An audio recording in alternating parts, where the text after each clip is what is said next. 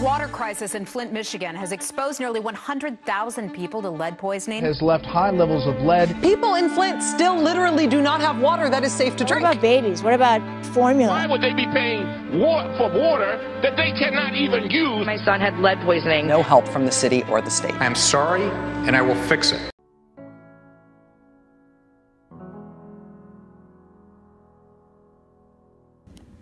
Flint, Michigan has been known for years as the heart and soul of the American automobile production industry since the 1800s.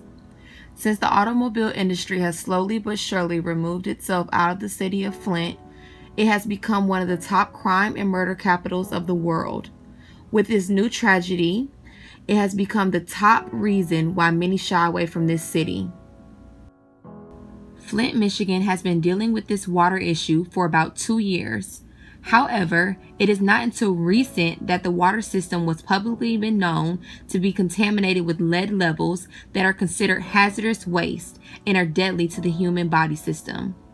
The governor of Michigan, Rick Snyder, is to have known about the damage of the water system for some time now, but has falsified documents in order to save the city from spending the necessary amount of money to Detroit, Michigan, in order to filter the water that was coming from Lake Huron.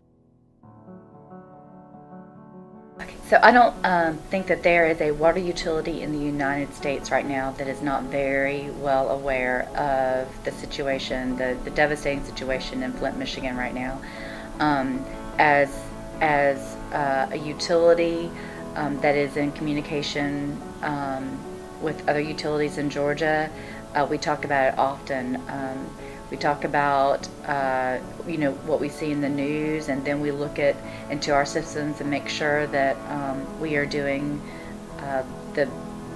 everything possible to make sure that never occurs here.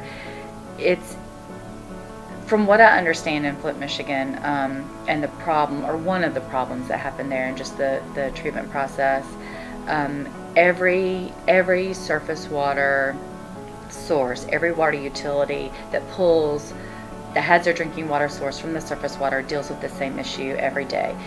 So it's a common issue that we have, and basically my understanding is this, that every water body in the United States is different. Its chemical nature, its alkalinity is different. And the chemicals that you use in the treatment process actually have to be created for that particular source.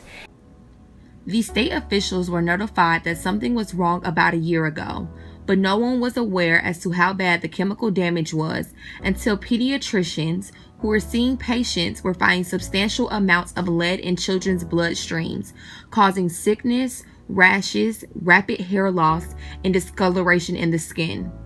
Daily uses of water such as bathing, drinking, and cooking food have been left to the financial dependence of having enough bottled water. This state of emergency has also left their homes with a net worth of zero. No one is willing to move in the area where it has become a third world country. So Savannah has even seen something like Flint, Michigan, where we went to another corrosion inhibitor because we were forced to by our purchasing department, and saw the results of that, the negative impact of that. Because we were aware that we were using a different corrosion inhibitor, we were testing for it. We were looking out to see if it was going to be something that we could use.